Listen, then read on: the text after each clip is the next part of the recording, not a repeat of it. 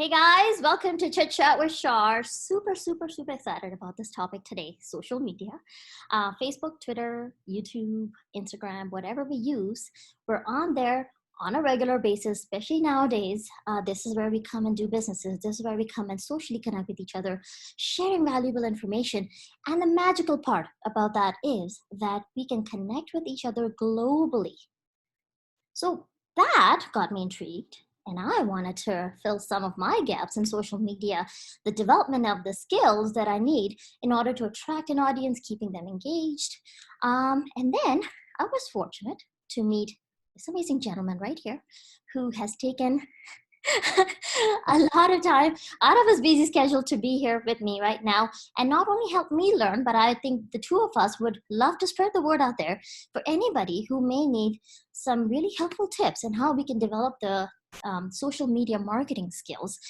And so here we are with my amazing guest who, through his lifestyle too, will show you that he has used social media so beautifully. And he's got all the right skills to teach us tonight because he he believes and he is very passionate about teaching people how they can use social media effectively, using the skills that we're going to talk about, leaving their jobs, and living the life of freedom.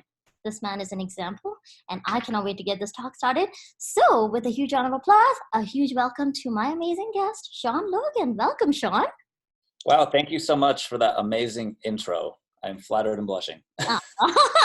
I am flattered that you're here today because this is something that I've been wanting to do for almost a year since I got my talk show started. We use social media so much, but I feel that today I'm about to learn and explore so many different ways of doing this.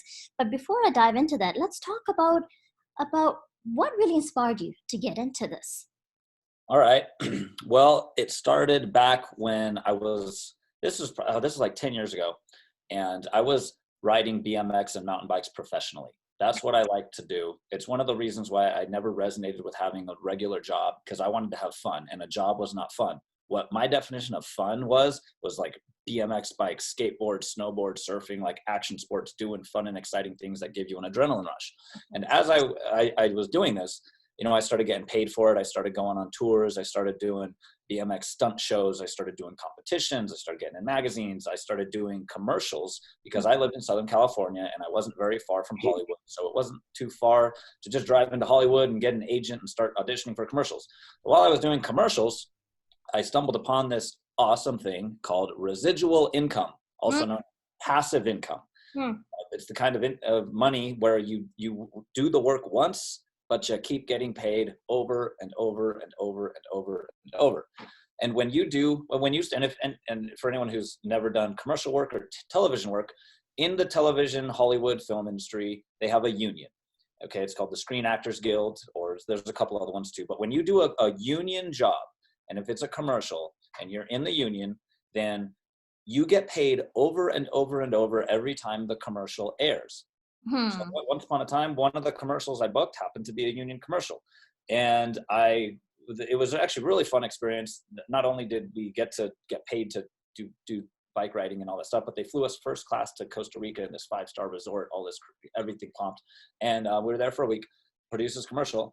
And then not only did I get paid for my time being there, but then for the rest of the year, I would just randomly get paychecks in the mail from the commercial airing. After the first year, my agent calls me. He's like, "Hey, Sean, we're negotiating another 1-year buyout. If you come by the office and sign this contract, you'll get paychecks for a whole nother year after that." So I ended up getting more paychecks for a whole nother year after that. So it was kind of like, after that happened, it was kind of, well, what other ways can I get residual income? And I was like, well, why didn't my parents do this? Why didn't they teach this in school? I was like, screw a job. I'm just going to go figure out how to make residuals, or even just get these gigs, like commercial work. Sometimes you'll make like $1,000 a day. So I was like, well, what are more ways where I can make like $1,000 a day, like $500 in a day, or like, do work once and then just keep getting like random paychecks. How can I do that kind of stuff? Like, screw working for $10 an hour, or $12 an hour, or $15 an hour, or little amounts of money like that. I always say, if you're sacrificing your freedom for little amounts of money like that, you're never really going to be happy in life, because you're going to have no time freedom to do what is that you want to do. So instead of sacrificing your freedom for money at an hourly wage or something like that, figure out ways to make lots of money really quickly, or get paid residually. That way you have time freedom and attract the money based off your performance rather than trading your time for it. So back to the residual income thing. Once I started researching other ways to get residual income, that led me down the whole path of, network marketing companies, social media companies, YouTube marketing, stuff like that. Because all the online stuff, all the social media stuff, the network marketing companies, the affiliate marketing company stuff, their business models pay you residuals. Because, like if you're going on the internet and you're an affiliate or you're a rep, you have a website and customers are signing up on that website. Every single time those customers purchase, you keep getting paid over and over again. Nice. And you only have to do the work once to get that customer. I like that. So this residual income was really your point in getting started to know more about social media, how you can use that to your advantage. Yes. And that's how you got inspired to know and learn more about that. Now, did you hire a mentor for this? Well, at first, I didn't really hire a mentor at first. At first, I was just kind of like I went online and I was just kind of looking up YouTube videos. I ordered some books. I even joined like some network marketing companies and stuff. And I went to some meetings, and then through all that, through the meetings and social media, I kind of found other people that started to mentor me a little bit. But then in January of 2016 is when I really decided, okay, I'm going to go full-time social media, nothing else. Cause like all through my BMX biking career, I was doing like little side hustle, network marketing, still doing commercials. So I was kind of all over the place doing all kind of stuff. But then I decided, okay, I kind of saw like, okay, social media is king. This is the future. Everyone's getting connected through smartphones. Everyone's getting on the internet. Like this is where the money is. This is where I need to be. Okay. So then I found a YouTuber who taught me how to rank high in the YouTube search engine. And that was like one of my first mentors. And, I went through some other mentorship programs, like, some other ones that have been really influential on me are people like Jason Capital, Grant Cardone, Ty Lopez, people like that. And then there's been some other ones that I just connected through Facebook as well. But yes, now there's lots of different mentors. Some of them I have purchased their courses. Some of them I've ordered their books. Some of them they put YouTube videos for free where I learn stuff. Some of them do webinars like this and invite me to join on. So, through social media, through the internet, you can get a plethora of mentors. They're all at your fingertips now because of this amazing technology that we have. We live in an amazing time where the average teenager can go online and get a better business education and a better financial education than the average adult in a very short period of time, because it's all accessible through a smartphone. I'm glad you touched on that, and I will definitely touch on that a little bit later. But there's one, let's kind of get started on the very strategies and logistics of understanding what social media is. First thing has been on my mind, which is algorithms. Now, Facebook is my thing. That's my go-to place. Would the algorithms on Facebook be different from YouTube, from Instagram? How does that work? Facebook and Instagram, the algorithms are the same. Okay. Facebook and Instagram are both, Facebook bought Instagram for like $1 billion some years ago. YouTube, their algorithms are, from what I see, it's pretty similar. Everyone's getting basically, they call it shadow banning. It means that even though you have a whole bunch of followers or a whole bunch of subscribers, when you post stuff, they don't even see it. Facebook and Instagram are a lot worse than YouTube. YouTube is starting to get pretty bad. YouTube is adding all these weird things in their terms and conditions where it's like, you have to check if your video is for kids. Well, it's not going to show up in search engines for this genre, but if it's not for kids, then it will. But if you put it for kids, no one's allowed to comment. And then it's like the way the algorithms are, if you get lots of comments on your YouTube video, it ranks up. So it's like, oh, well, crap, if I put it for kids, now people can't comment for a while. And so it's not going to get, there's so many weird things that are always changing and happening now that's why a lot of people are leaving Instagram, YouTube, and Facebook because of the algorithms. What they want to do is there's a couple of reasons for this actually. One, it has to do with government censorship. They want to control the conversations people have. Two, they want to eliminate spammers also, because what happens is a lot of people are hooking up robots and spamming, and the algorithms, basically what an algorithm is, for anyone who doesn't know, it's a set of patterns. The way the traffic lights turn from red, yellow to green, that's a set of patterns. Well, everything you do on social media creates a pattern. So if you're spamming, that's a pattern. If you're having a normal conversation, that's a different pattern. If you're posting video links, that's another pattern.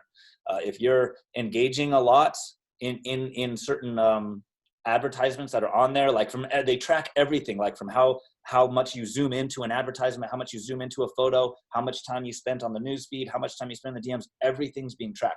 So there's an artificial intelligence that's monitoring everything, and it's just looking at algorithms. So like it knows if you're spamming, it knows if you're being social. If you're spamming, they're going to limit your visibility even more. If you start talking about like the government things that the government doesn't want people to talk about, you start talking about Epstein Island, government conspiracies, things like that, you're probably going to get shadow banned. It happens to lots of my friends. It happens to me. I've had my videos deleted. I've had strikes on my channel for talking about stuff like that. So it's getting really crazy now with these big main social media platforms. So why is it so challenging that some people have no problem getting the comments, the likes, the visibility that they're looking for, and others can keep trying hard and still not able to make it? Yeah, it can be a number of things. One, yes, the algorithms are affecting everyone. Okay. Shadow banning is affecting everyone. Okay. At the same time, whether or not you have money to invest in your advertising will affect that. Because another reason too that they did this algorithm change is because they want you to hook up your credit card, like within Facebook and Instagram. Right. When you change your Instagram profile from a personal profile to a business profile, you can hook up your credit card, and on the app, when you post a photo, there's a little blue thing that says promote. And if you want to be seen by your audience, you have to have your credit card hooked up and click promote, and then everyone will see it. But by default, only a very small percentage of your followers even see your timeline. And it's like all of these reasons, all of the above reasons are the reasons they did this. Censorship, eliminate spammers, they want your money. So Sean, correct me if I'm wrong, but if we want an organic visibility on social media, spending money is the only way to do it? No, definitely not. You can still get an organic following and visibility. It is more difficult now if you use Facebook, Instagram, and YouTube because of all the censorship and the algorithm changes. But really, if you're out there, if you can offer value to the world, if you can go on camera, and then I teach this and speak with confidence and good body language and a high status voice and really show that you have something valuable to offer, you can go on social media and solve problems for people and help people rise up. You will build an organic following regardless. So basically it's all about making sure that you're out there and helping people, giving them valuable information, which brings me to my next question, which is content that we put, because that is what literally we're doing in real time every single day to keep our followers engaged. What type of content is it that's attracting people a lot? I know you do a lot of videos, and that is certainly one of the biggest ones. Are lives better than just recorded videos? Are just regular posts better? What type of content are we looking at here? Well, I think it's all three of them combined work in sync with each other. Okay. Including the stories feature, because the stories, that is kind of like a live stream. The stories feature is a real-time little vlog about what's going on in your life. Right. So when your stories are engaging and you're using the buttons and the questions, just the stories alone can generate lots of leads for any business. Then when you combine your timeline and it's congruent with your stories, now it's all working in sync with each other. When you're doing live streams, it's even more engaging at the same time, because in a live stream, you can interact with, unlimited amounts of people in real time. All the people are asking questions, commenting, and responding to them. I do this sometimes. I do giveaways in my live streams. Nice. And then when you do a giveaway and you put, here's the rules, you got to share my live stream, even more people see it. So you can do that too with your just regular posts, whether it be a pre-recorded video or just a regular photo. You do a little giveaway here and there. That's a way to get more engagement, get more shares, get more visibility. You don't have to give away tons of money. You just give away like $10. People will share it. I like that. Okay, so then, one question about lives.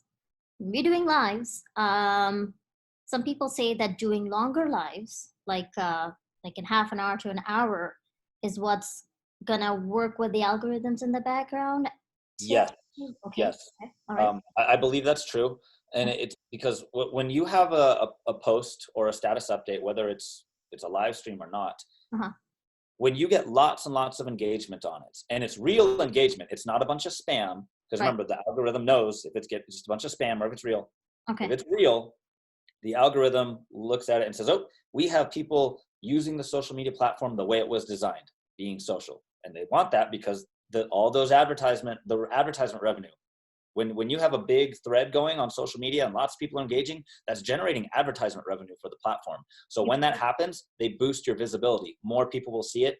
Mm. People will see it over and over again in the timeline. Mm. What happens is every single time a new person comments, it gets bumped back up to the top of the timeline. So the constant engagement is really important. You want to get into those dialogues where people are commenting back and forth and getting in real conversations. So the amount of shares, likes, and comments, a combination of it all is what determines that your post is actually getting the kind of advertisement it needs to be more visible out to the world. Is Yes. that okay? Okay. Is one better than the other? I don't know. Shares for sure would be it, because then now you're not only keeping it into your own post, but it's going on to different other accounts, rather, so that the visibility obviously is increasing, but because now other people's audience are watching you too. Yeah. Right. Okay. Beautiful. So now I believe YouTube, you can do a live on that as well. Yes. And I've never tried it, so I need you to give me a little bit of insight on that, please. Okay. It's very similar to the way you do a live stream on Facebook or Instagram. Okay. When you're live on YouTube, anyone that comes across your channel will see like the little live button, like, oh, this person's live right now, and they can go on there. So yeah, it's very similar. I remember, and I mean, I still do this sometimes, but we would get, I have all these like little tripods for mounting smartphones. Nice. And there's been times where I would have because I have multiple smartphones that I work from. So I have like one smartphone tripod live streaming from Instagram, another one live streaming from Facebook, another one live streaming from YouTube, another one live streaming from my business partner's YouTube. Like we've done that before where there's just like multiple phones all live stream at once. And we were just closing deals, just getting so much engagement. Which then takes me to okay, so because this is what I do sometimes is I post something on Instagram and I use the same post on my Facebook and on my LinkedIn. Now I know with Instagram, you have those little hashtags that work. That does not work on Facebook. No. Is that the way to go? Like, I know social media, I don't know if there's a way for Facebook and Instagram to connect that, oh yeah, this person is using the same posts. Not sure if that has anything to do with the algorithms and the visibility. I don't think hashtagging doesn't really do very much. Really? Nah, you might get a little bit, but it's very minimal. Huh.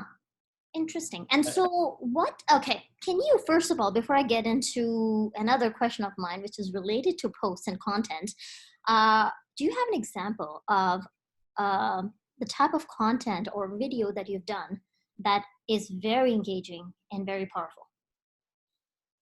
Yeah, well, here's the thing about this. Anytime you're doing something that's out of the ordinary, something that's not easily duplicatable by other people, I've noticed those get a lot more attention. For example? Like doing some epic adventure where you somewhere that's really hard to get to, like you went to some crazy hiking spot, or you went to some crazy cliff jumping spot, or you did something really fun and exciting that the average person couldn't go and duplicate. I like that. And it's not just about going and doing something fun and exciting. It's about actually being able to get a good photo of it or get a good video with good lighting. And then in the photos, know how to make it so it's in focus, good lighting, vibrant colors. And at the same time, you're copywriting. You got to have good copywriting. Okay. Now, is there a better or a right time to post? Does social media work around that too? It can, depending on where your audience is located and whether or not it's global. So if you have a huge global audience all around the world, well, everyone's on different time zones. But if all your audience is in one location, then you might want to take into consideration the time of day or night that you post. Okay, well then that's a very good point that you mentioned, knowing your audience. And I think that is a very big question that we all should first ask before even diving into doing the content or preparing a content, because preparing a content is not easy, especially on a regular basis. Trying to keep up with the valuable content that you want to bring can be difficult. So knowing an audience, do you have any tips around how to best know your audience, asking all the right questions in order to bring value to them? Yeah. Well, first, what you want to do, I mean, you got to identify your niche. Like, what is your niche market? Okay. You know, if you're, I mean, because sometimes people go and they're like, oh, well, I'm going to be, you know, I'm going to do like fitness and health and wellness business. And then they just go on social media and they just start adding all these random people who are not their target market. It's not their niche audience. So first Right. you got to identify like, who is your audience? And then you got to build your whole friends list of that audience, build your whole following of that audience. And then the way to get to know it is you can start asking questions in your status updates, and then you get feedback. And then based off the data you acquire, you can start to figure out like, okay, what are the problems that my audience has and how can I solve it? Interesting. I've seen a Facebook polls, and I've been tempting to want to use one of those as well, just because I also want to know my audience very well. They are from different niches, like, some are real estate, some are coaches, some are into music, and sometimes having a different variety of audience can make it very challenging and difficult, because you're not one, yeah, not everybody's going to like everything that you put on there. Yeah. So having or using that Facebook poll to ask the questions, or what kind of questions we should ask, will that be helpful? Oh yeah, absolutely. The polls on in the Instagram stories too, Oh, okay. I didn't or know. even just going on YouTube and like looking stuff up. And I mean, you can go on the internet and research a lot about your audience and your niche market and what are the problems that they're having and how can you come in there and solve them. Interesting. Okay. So having some, I have a few questions that I feel like fit really well into the conversation that we're having right now. And these are some of the followers that I have on my Facebook right now. One of them is, how can I say, he does a lot of spiritual work. He's a psychic. He does a lot of amazing readings. And his question was, what methods do you think work best in encouraging a buy-in from followers? A buy-in. Hmm. Okay. um, a human connection, building a human relationship with that person. One of my mentors, he always says this, I train on this too. He calls it KLT. It stands for know, like, and trust. If people are going to buy from you, they have to know you, they have to like you, and they have to trust you. And how And can we the way, build that trust? and the way to build this is to go on your social media. And one, you got to be authentic, you got to be honest, and you have to put yourself out there. You can't be afraid to show the world who you are. You have to like you have to put on social media your hobbies, your interests, talk about your passions in life, go and do something fun and then share it on social media and say, and explain, hey, this is why I like to do this. This is why I like riding bikes. This is why I like skateboarding. This is why I like surfing. And what'll happen is you're going to find that there's lots and lots of other people out there in the world that share the same interests you have. And right there, they're gonna like you just because of the simple fact that you share a similar interest. Okay, and that could be in the form of your just regular posts, content you put, or simply doing lives. So I believe All of the above. all of the above would be okay. And do you think breaking it down, so having a combination of different way of connecting with people would be good? Because I mean, having the Yep. same way of connecting over and over again can get boring. Yeah, there's and I train on this too. Make a big list Okay. of things that the average person likes, and then Mm. make some social media status updates about those things, and then more people are gonna like you. Pets, go take a picture with some cute puppy dogs. People like pets. Cars, go take pictures with some cool cars. People like cars. Hiking, go hiking to get photos and videos of yourself hiking. Other people like hiking. Go out and purposely do things that you know other people would enjoy doing. And then right there, you're building those connections with people. He calls it KLT. Go out there and KLT, get people to know, like, trust you. And then the live streams, again, like I always say, like, you got to do live streams, because what better way to get people to know, like, and trust you than to have, which a live stream is almost the same as an in-person conversation, I where you like can look into someone's eyes, you can hear their voice, you can see their body language, you can feel their energy. Very true. Very true. Another question that this friend of mine has is what client tools or methods do you have, especially in soliciting referrals? Because let's be honest, a lot of our businesses are based on referrals, the word of mouth. So, what are some tips that you can give us on that? Okay, so tools and tips for referral marketing. Well, we already have a lot of tools out there like the Zoom app, which is one that we're recording this conversation on right now. This is an amazing tool that everyone should start using. We already have Instagram, Facebook, and YouTube, which are free. There's all kinds of other free tools, which social media platforms are tools for getting referrals. You bet. So there's other ones popping up that don't censor you, like the float.app.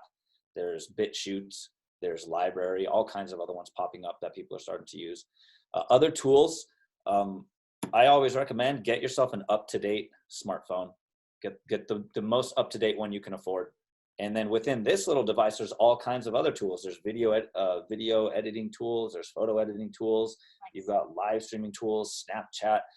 You've got if you get a MacBook, it comes with iMovie Video Editor is a free tool you can use. Again, those little smartphone tripods that I might have one in here. But yeah, just little smartphone tripods. You get them for like $15. Those are tools that you're going to use.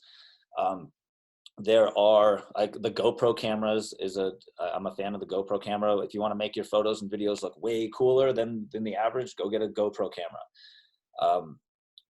There's so many. Let me just go through my phone really quick. I'll probably find some more on here. I mean, there's like all these apps. Like there's this app on here called the Word Swag app, which will allow you to insert quotes with cool font onto your pictures. Nice. There's so many cool tools you can use to help increase engagement.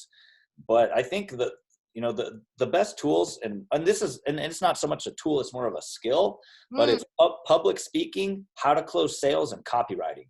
Those three skills right there, you start developing those. If you've never developed copywriting skills, public speaking skills, and how to close sales, if you've never developed those and then you start to develop those, your entire life is going to change.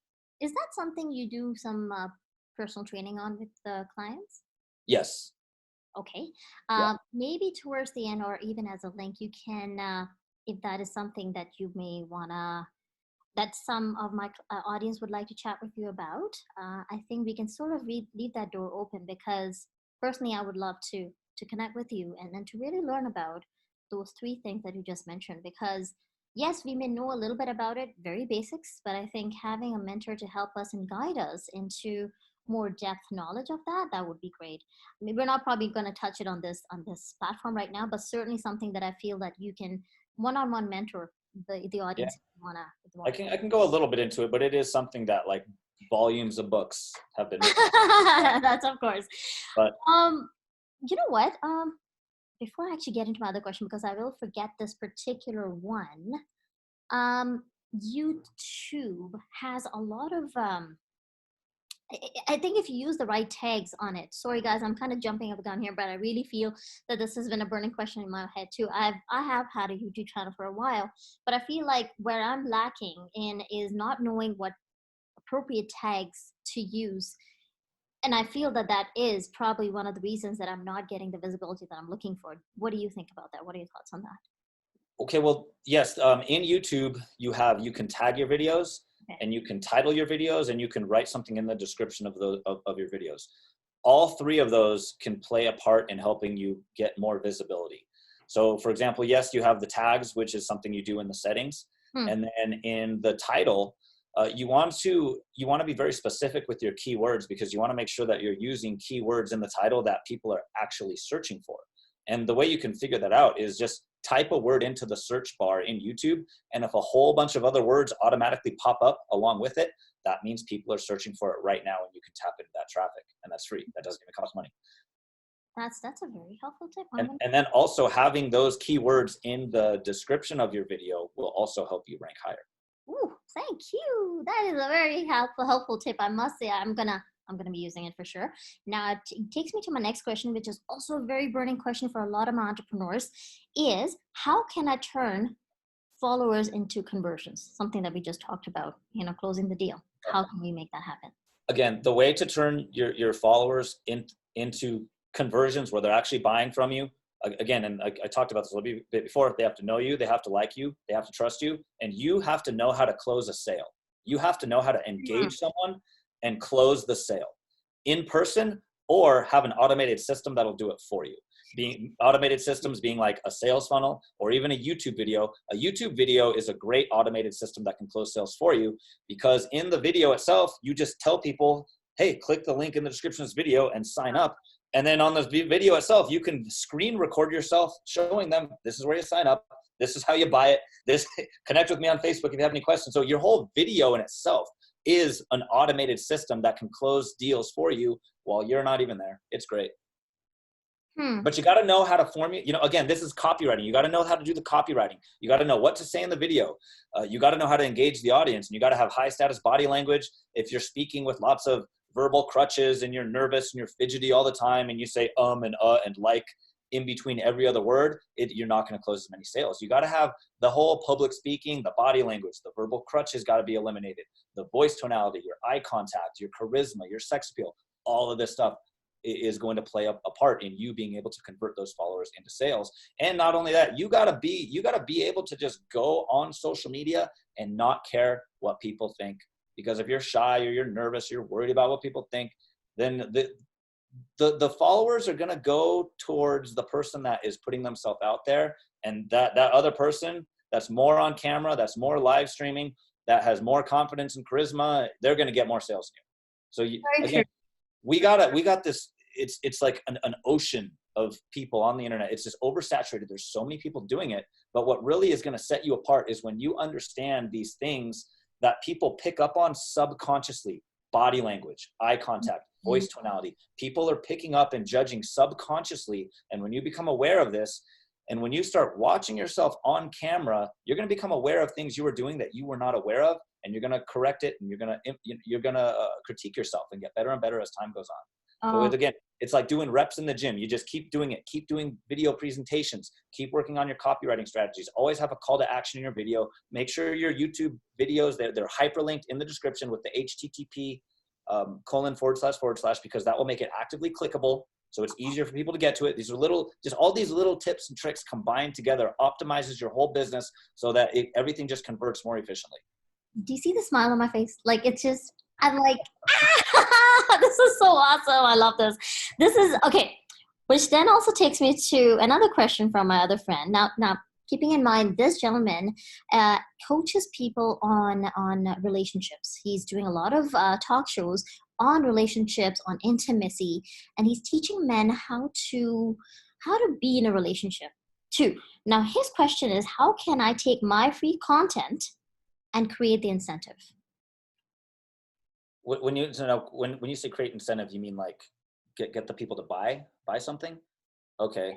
So what are they trying to buy? Do you know? I mean, what's he selling? Is he selling like one-on-one coaching or? Yes. That's what I believe he's talking about here for sure.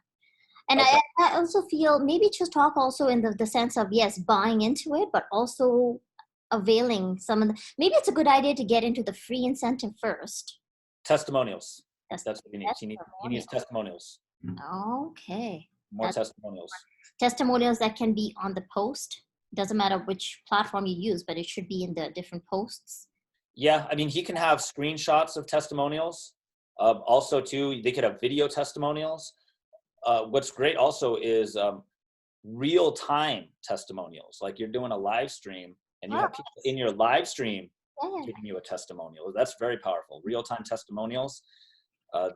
Yeah, I mean, that's what I'd say is work on getting more testimonials. And then also too is you can tap in, and I'm not sure how big or well established he is, but establishing your authority. Establishing your authority is very important. It's the who. The who is almost more important than the what, because you might have the most amazing, dating coaching program out there, but if no one knows who you are, if you have not established your authority within that niche, everyone's going to go buy dating courses from RSD Tyler, Real Social Dynamics. They're killing it. They're like one of the biggest. They're going to go RSD Max, RSD Tyler. They're going to go buy from those guys because they've established their who so much better than almost everyone else in their niche. I think what really, and you literally have answered this question already, is how do you make yourself known out there? Connect. Yeah. Go find the other dating coaches that are already well established, like RSD Max and RSD Tyler, and go work with them. Maybe do a collab with them, or some of these other guys. There's a lot of them out there. That's a very good point. And more in-field videos. Maybe get one of your friends to go out and film you out there showing like how you engage with women.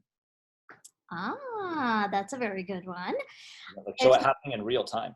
No, and I mean, I totally agree with you, because that's very authentic right there. That really shows who you are, what you're doing, and what helpful results that you're able to achieve through the services you're providing, which gives people more faith to want to give you a shot. Yep. Now, I have another question, and my apologies, because this particular one, all it says is, what app would you recommend using? Not quite sure. I can tell you what this particular lady is doing. She is she's selling life insurances. Now, when it comes down to that, what app would you recommend using? I'm not quite sure what that for life insurance. Not even just, yeah, I would say life insurance, and not even that. I think just a social network on. Okay. Well, let's think about, okay, well, who are the kind of people that buy life insurance? Older people. Where are all the older people? They're on Facebook. Well, that's true. Yeah. But again, I know for a fact that she is trying to approach a lot of the couples and even younger people to try and invest right off the bat into these platforms, which is like the insurance. So do you think that, is there a particular app for that? I would say, you know what app? Well, Facebook, Facebook, YouTube, and Instagram all have their own app. Right. So I believe, and each app is, I'd say LinkedIn and Facebook. LinkedIn is more of on the professional level. Yeah. But you're going to get an older crowd that's more established in business, that actually have money to invest. Okay, so LinkedIn, definitely it is. What is the best social media planner? Again, not very sure about how I can take this question and turn around, but I think what my biggest thing would be, again, taking me back to the question that you and I were just chatting before this chat started, which platform is better? Doesn't matter what profession you're in, is one better than the other? And I think you and I were just going to talk about it. Maybe that'll take care of this question. Maybe. So what are your thoughts on that, Sean? Well, okay, here's the thing. The social media platform that's best for the individual depends on what they are marketing and the age range in which they're marketing to, the demographic. Okay. The demographic really comes out like what is the age range of your target market, and also too, you got to take into consideration, are you selling something that typically requires like a 45-minute to an hour long webinar or presentation to get people to see the big picture of? Because if so, then yes, you need to be on YouTube and Facebook where they're allowing you to upload hour-long videos. True, because Instagram would not. Yeah, I mean, Instagram has Instagram TV now, which you can upload longer videos. But Instagram, I always see it as more of like the lifestyle magazine of your brand. You know, when someone's going to watch like an hour-long webinar video for some big high tickets, they're probably going to watch it from a laptop computer on YouTube or something like that, or YouTube or Facebook. Yeah, because that has always been a burning question in me. It's why is one better than the other? And it really comes down to... It really comes down to the individual and the age range in which they're target marketing. Because we see this has happened where the younger generation jumps to something before the older generation. We saw it happen with MySpace was the first big one. And then basically what happens is everyone went from MySpace to Facebook. And then as Facebook became more well-known, all the older people started getting on Facebook, and then all the younger people went to Instagram. Now, all the younger people that were on Instagram are now a little older, and the younger people now are going on Snapchat. And then the even more younger people are on TikTok. So we see this gradual migration of the younger generation is the first one to pick up the newer social media platforms, and the older people kind of stay on the ones before it. And we've seen that happen. So again, it's all based off your demographic, your age range, and the income level and the age range. And you can access a lot of this stuff in the analytics on these platforms. So go first, identify what is your age range and income level, and then see is there even enough users on this social media platform for it to be worth it, or should I move to another one? Right. And so I think, again, I think my biggest thing would be, at least for me, and I don't know, maybe for other audience of mine, is knowing your target audience. So, so, so important. Yeah. Because based on that, only we can then create the content, post it there, engage in a certain way. And then at that point, you'll know which platform is better to be approached at that point. Um, Talk a little bit with me, Sean, about the programs and the yes, the mentorship that you have going on for you right now. Okay. Well, I have a pre-recorded 8-hour long coaching program that I Oh, created. wow. Oh, when, Like it's no joke. It's 8 hours long. Uh, oh, holy shit. so, Nice. so I mean, I have that, and then I also do a lot of coaching just through a live stream. I usually do a couple live streams a week where sometimes I'll go on Facebook and I'll just be like, "Hey, I'm live. Ask me stuff. I like that. Anyone wants to chat, just come online." So I try to make myself available to to anyone that does buy the coaching program from me, so they can also engage with me in a live stream, or even other people that might have joined me in a different affiliate program. Like Yeah. for every affiliate program, we have a private Facebook group. So it's like if people join me in an affiliate program, Yes. then I might offer some like private trainings within a Facebook group just for those people. So it's kind of like my blueprint for how I just earn a living entirely from a laptop and a smartphone.